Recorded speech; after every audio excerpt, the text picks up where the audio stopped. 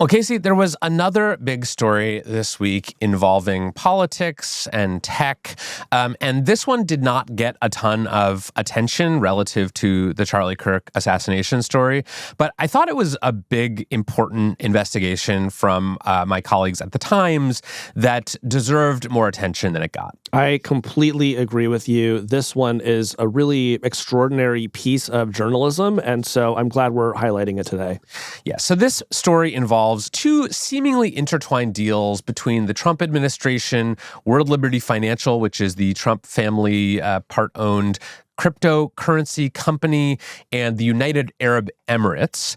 And it raises just a ton of fascinating questions. Yeah, but it's also a story about the future of AI and potentially AI safety. As you know, there are so many people all around the world who want to get their hands on state-of-the-art chips, but the United States has export controls in place that prevent some of our adversaries or countries that we're just kind of worried about from getting them. Yeah, and I think it would be a really big deal in any other administration. I think it would have gotten, months of airtime. It would have been all anybody would have talked about for weeks on end. There would have been hearings and, calls for impeachment and things like that. But I think we've just gotten so inured to the sort of everyday business dealings of the Trump administration and the Trump family and the various associates that it sort of passed by without much notice. Yeah, this is the sort of story that in the old days we would have been on Twitter saying this is not normal with a bunch of those clapping hands emojis in between all of the different words. Yes. So if you're a person who likes to know when this is not normal, we're here to tell you today, this is not normal. This is not normal. So to talk about this very abnormal story with us today is one of the reporters who wrote it, my colleague and friend of the show, David Yaffe-Bellany. David Yaffe-Bellany, welcome back to Hard Fork. Thanks so much for having me. So, DYB, this story that you reported, this very interesting and complicated story, starts, as all great tech stories do, on a super yacht. Specifically, a super yacht off the coast of Sardinia, where you wrote about a meeting that took place this summer between the owner of the yacht, a man named Sheikh Tahnoon bin Zayed Al Nahyan, a member of the ruling family of the United Arab Emirates, and Steve Witkoff, President Trump's envoy to the Middle East. Now, before we get into the contents of this meeting, I have to ask DYB, what is a super yacht? What makes it different than a regular yacht? And how can I get invited on one? Doesn't it just have guacamole and sour cream? Well, did you guys read that New Yorker story from a few years ago, the haves and the have-yachts? That's very good. That's my main reference point for all yacht-related questions. And I believe that there are actually very formal distinctions between yachts, super yachts, and mega yachts. And that it has to do with the length of the vessel. But clearly you guys aren't spending a lot of time on the coast of Sardinia. I heard it wasn't about the length of the vessel, but how you use it. It's about the motion of the ocean. That's right. Anyway, we're getting off track here. Okay, so DYB, let's talk about this meeting. What were Sheikh Tahnoon and Steve Witkoff there on this yacht to discuss? So the White House told us that this discussion centered on resolving international conflicts, essentially. But what our reporting showed is that the relationship between these two men, spans both diplomatic matters like that and also, essentially a business partnership between Steve Witkoff's family company and Sheikh Tahnoon's sort of family investment fund in the United Arab Emirates. Yeah, so your reporting, DYB, and that of our colleagues centers on these two big deals that took place earlier this year. Tell us about these deals. So one deal involved crypto. The other deal involved artificial intelligence. The first deal, which is the crypto deal, the parties to that were World Liberty Financial, the Trump and Witkoff family crypto company, and an investment firm in the United Arab Emirates called MGX, which is essentially owned, run by the royal family of the Emirates. And the deal was that MGX would use the World Liberty Financial stablecoin to make a $2 billion investment in another party to this transaction, Binance, the big crypto exchange. And this was a huge deal for World Liberty because the company is trying to get traction for its stablecoin. And as you guys know, the way stablecoins work is, if somebody is using the coin, then there are deposits backing it up, and the issuer of the coin can invest those deposits in ways that generate a yield, and it's a very profitable business in the crypto world. So that was the first of these two deals. You suggest in your story that just by getting that $2 billion infusion of cash, that World Liberty will likely be able to make tens of millions of dollars in sort of interest. Yes, exactly. And companies like Circle and Tether in the crypto world have found this business model is really profitable and frankly not that complicated. You just kind of sit on these deposits. You can invest them in fairly safe ways to generate a big return if the principal is large enough, which in this case it was $2 billion. So tell us about deal two. So deal number two is the artificial intelligence deal, and this is a tentative agreement between the United States and the Emirates for the U.S. to allow the export of American-made chips to the U.A.E. These are, the most valuable, powerful chips that, fuel AI. They're developed by NVIDIA. And, without them, you can't really become sort of a tech powerhouse in the way that the U.A.E. wants to be. The Emirates has been trying to get access to these chips for years and years. And the issue has always been that U.S. national security officials worried that if we give these chips to the U.A.E., then they'll end up in the hands of China because there are really tight ties between those countries. Tell us about some of those ties. Joint military exercises, technology sharing agreements. At the center of this is G42, which is another kind of Emirati tech firm, also run by Sheikh Tahnoon. And so yeah, the fact that the Emirates is getting these chips was a big deal and not necessarily an inevitability, given the posture of the Trump administration toward China and given the resistance in the Biden administration toward kind of giving free access to these chips. And there was resistance in the Trump administration as well to giving the U.A.E. Those chips. Is that right? Absolutely. This is something that we found in our reporting, that there were disputes within the White House and people who were very concerned about the national security implications of allowing access to these chips. I should be clear, this is like a preliminary agreement, and there might be new security guarantees that are built in when those chips actually leave the U.S. and go to the U.A.E. But at the moment, there are definitely kind of concerns from some people in that national security community. Right. So, David, let me just repeat back what I think I heard from you describing these two deals and maybe drawing some lines that maybe are suggested but not explicitly said in your reporting. So correct me if I get any of this wrong. The U.A.E. wants to be a global player in AI. They look at this technology, they say, we want to be one of the countries that's developing these sort of frontier models. But it has a problem. It can't get the chips that it needs to run these powerful models because under the Biden administration, the export of the most powerful NVIDIA chips was limited to the U.S. and its allies. And the U.A.E., while technically, not an adversary of the United States, also does some stuff with China. And so people worried that maybe they would send some chips to the U.A.E. and China would get access to them. So the U.A.E. can't get all of the chips they want. And then it plows $2 billion into a cryptocurrency controlled by the Trump family business. And around the time of that deal, the Trump administration changed its posture about chips, rolled back some of these restrictions, at least in a tentative agreement, fired we'll get to this, but fired the main guy who was sort of advocating for these export controls and kind of lets the chips flow to the U.A.E. as they had wanted. Am I missing anything important?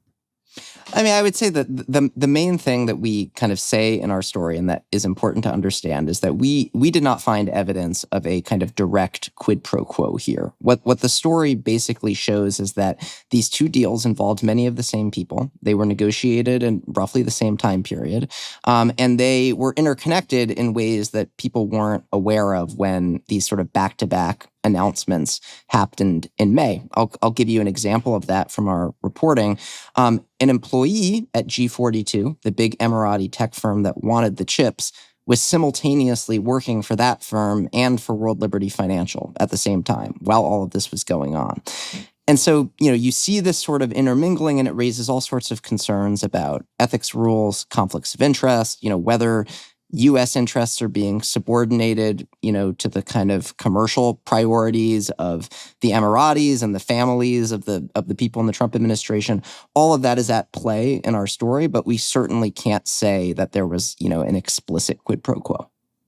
You can't say that, but I mean, just this character of Steve Witkoff, who is President Trump's envoy to the Middle East, this longtime golf buddy and friend of Trump's. At the same time, he is the envoy to the Middle East, where he is supposed to be representing America's interests. He is also a co-founder of World Liberty Financial, which is about to reap the rewards of this $2 billion investment. Is that right? Yeah, absolutely. And, still has a financial interest in World Liberty, even now. I mean, his financial disclosure form was released just a couple of days before the story came out, and it showed that he still has an interest in World Liberty, despite statements by World Liberty that he was going to divest. We were told he's still in the process of divesting. Yeah. How unusual is it for an envoy like this to also have an interest in a business that is benefiting directly from a foreign government he is directly dealing with as a diplomat? These sorts of overlaps between, personal business and government responsibilities don't have that much precedent in the U.S. This is a new thing in the Trump administration that's sort of becoming increasingly common. I mean, these lines are blurring. I mean, even before the Trump administration started back in December, Steve Witkoff flew to the Middle East, was taking diplomatic meetings. He appeared at a crypto conference where he met with a World Liberty financial investor. At that conference, he was sort of presented as the U.S. Middle East envoy, even though, Trump hadn't actually taken office yet. This sort of blurring of lines started immediately, and, it's continued throughout this administration. Now, let's talk about some of the other figures involved in this story. In particular, I want to ask you about the role played by David Sachs, who's the AI and crypto czar in the Trump administration. He was also, as you report, involved in some of these deals. So what is David Sachs' role in all this? So David Sachs, he's the AI and crypto czar, and he's interesting because, similar to Witkoff, he has a foot in both worlds. He's simultaneously working in government and he has this tech job at Craft Ventures, his VC firm. And what we found in our reporting is that he was one of the driving forces behind the chips deal with the U.A.E. He was pushing forward aggressively in public and also behind the scenes, within the White House. And that raised concerns from some of his White House colleagues about potential conflicts of interest. The reason being, Sachs is a tech investor. He's still working as a tech investor. His company has invested in AI ventures in the past. And one of the original backers of Craft was another kind of Emirati investment firm that is currently chaired by Sheikh Takhnoon. And so those concerns sort of bubbled up within the administration while this deal was being negotiated. I should also say that, Sachs received ethics waivers from the White House that basically said, you're divesting from a lot of these stakes. What's left is sort of de minimis and isn't going to affect your work, and sort of it's okay for you to kind of play in these areas that kind of intersect with your business. So he did get that sort of permission slip from the Trump administration, but there were still concerns from colleagues. I have to say, very little is funnier to me in this moment than the idea of getting an ethics waiver from the Trump administration. Just what is that process like? Okay, I have one more character that I need to ask you about, David, who is another David Feith. He was Trump's senior director for technology on the National Security Council. So a member of the Trump administration who was known inside the government as being sort of the export controls guy for chips, the guy who thought it was a really bad idea for the U.S. and its companies to be shipping the most powerful AI chips overseas. This was a view that he shared with some folks in the Biden administration and its Security Council. And he was fired earlier this year as part of sort of a clearing of the House at the NSC by President Trump. So what did you report about that firing and what may have motivated it? I mean, that was a crucial moment, during these chip negotiations, where kind of, potential roadblock to a deal going through was abruptly removed, and it kind of cleared the field in a way that, allowed David Sacks to eventually kind of take control of these negotiations. So it was definitely a good thing for the Emiratis and their priorities that this happened.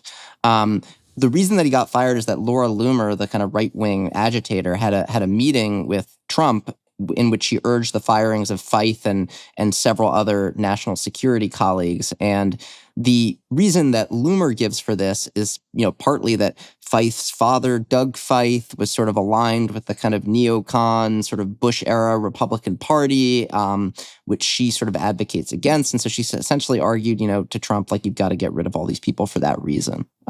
We should also say, for people who are not familiar with Laura Loomer and her work, this is a woman who has been banned from every major tech product, including my favorite Laura Loomer fun fact. She's both banned from Uber and Lyft for being too racist. Do you know how hard it is to get banned from Uber and Lyft for being too racist? Think about how many racists use Uber that still have their accounts. Anyway, so Laura Loomer, for some reason, gets a bee in her bonnet about this guy, David Feith, and sort of talks to Trump, and then Trump fires him and a number of his other colleagues.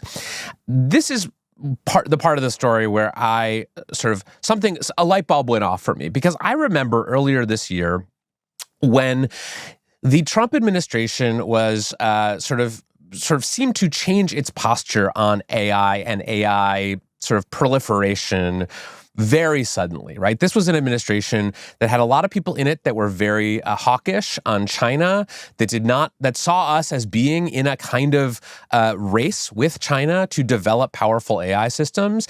And if you are in a race with your biggest adversary to develop a technology that is dependent on powerful chips from NVIDIA, you do not want your adversary getting those chips from NVIDIA. Like, that seemed to be a pretty accepted part of the Republican tech policy platform. And then all of a sudden, the tune changed.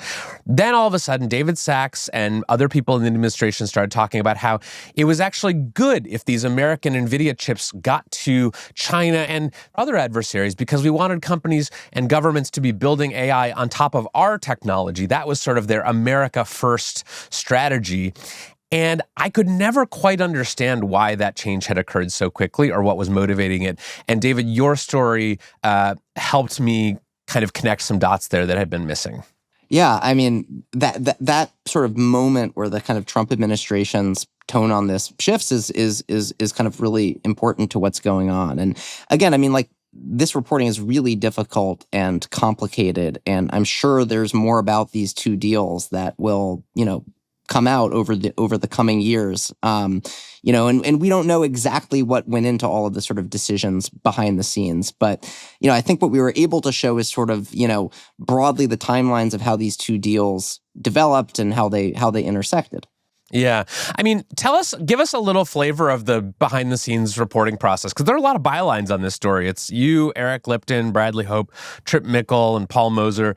What can you tell us about how this story came together? I mean, this is one of those kind of big projects that require a lot of collaboration among different departments within the Times. I mean, not only is it, 5 different reporters on the byline and like a bunch of others who contributed as well, but, 3 different continents, people in different parts of the world have access to different types of sources. The reporting for this story really began for me when I was in Dubai in late April and early May, which is when Zach Witkoff, Steve Witkoff's son, went on stage at a crypto conference and kind of announced this $2 billion deal.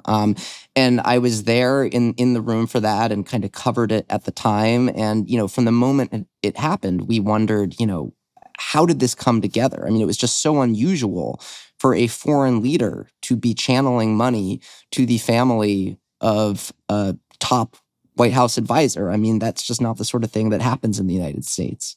I mean, in a way, these sort of interconnections between business and government are more kind of familiar to the way business is done in the Persian Gulf and has been for years.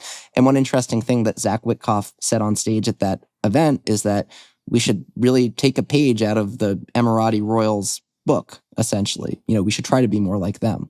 So that's when the reporting started for me. And then, it became this really fruitful collaboration among people with different expertises, all over the world. Did you have to go on a super yacht to sort of do some method reporting there and figure out what it was like?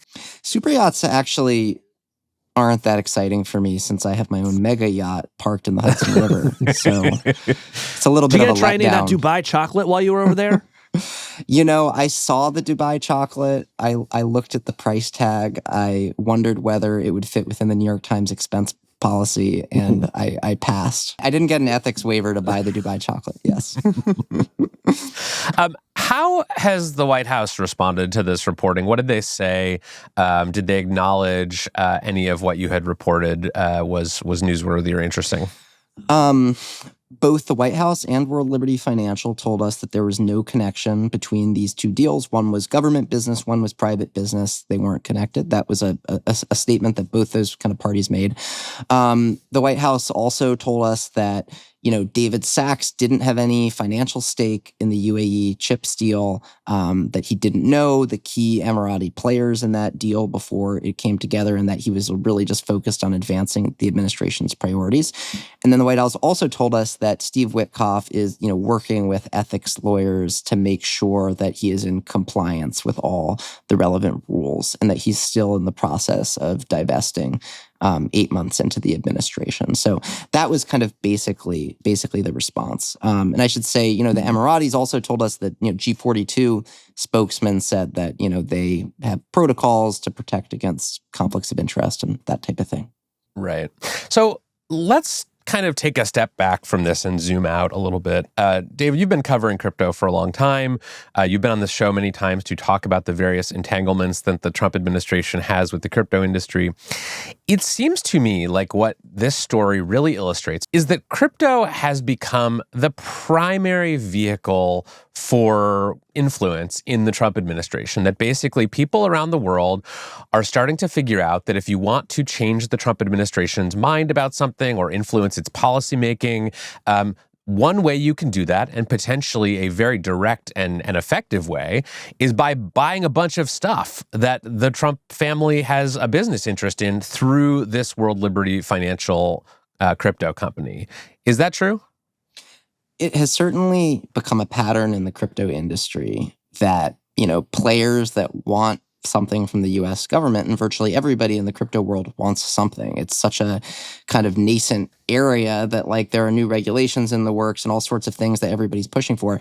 And all these, and so many of these players are now connecting themselves to the Trump business in some way, whether that is investing in the World Liberty coin or attending the meme coin dinner. And again, in none of these cases can you point to an explicit sort of quid pro quo, but it's just become part of the way that business is done in the crypto world, is that you at least consider, some sort of collaboration with the sort of Trump family apparatus. It's sort of it reminds me of during the first Trump administration when there were all these stories about the Trump Hotel and people choosing to hold their big events there and their banquets and their dinners and, book big blocks of rooms when they would go visit Washington, in part because they thought that Trump or someone in his family might notice, hey, these guys are really supporting our hotel here. This is just a much more direct route to getting the attention of the Trump administration. If you say, I'm going to buy $2 billion worth of your stablecoin from you, I mean, it's really hard to book $2 billion worth of anything at one hotel, but you can go online and buy $2 billion worth of a stablecoin. The hotel is a good reference point. It is sort of like the Trump Hotel on steroids, and it's way more global too. I mean, anybody anywhere in the world can buy the Trump meme coin or buy the various tokens associated with World Liberty. And, in previous reporting, we found that there are huge numbers of foreign buyers of all of those things. And remember, foreigners are restricted from making campaign contributions. So this is a way for people in other countries to support the president, without going through the channels that have traditionally existed and been kind of restricted to them. David, I'm curious, what has the reaction been to this story? The reaction's been really interesting, and it's been similar in certain ways to how previous reporting we've done on conflicts of interest within the Trump administration has been received. I mean, a couple of Democratic senators, put out statements sort of condemning these sorts of business dealings. You've got various kind of good government groups, ethics lawyers sounding the alarm over this. But, ultimately in the Trump era, those Democrats and those sorts of ethics lawyers are kind of impotent. I mean, they don't have the ability to, turn this into kind of a giant investigation. And so there's a limit to what can happen. I mean, we did a previous story about World Liberty Financial and the conflicts of interest associated with it. And that contributed briefly to a delay in the stablecoin legislation moving through the Senate, as Democrats sounded the alarm. But ultimately, that legislation passed, and with Democratic votes. So it sort of remains to be seen whether, the left will take a major stand on this issue. Well, David, fascinating reporting, really, really important work. And I hope you keep going. And next time, bring us some of that Dubai chocolate. All right. Thank you so much. Hey, that's the end of this clip. If you liked what you saw, head on over to our page and subscribe, and you can get the full podcast. We do a show like this almost every week on tech and the future. Head on over there now and subscribe.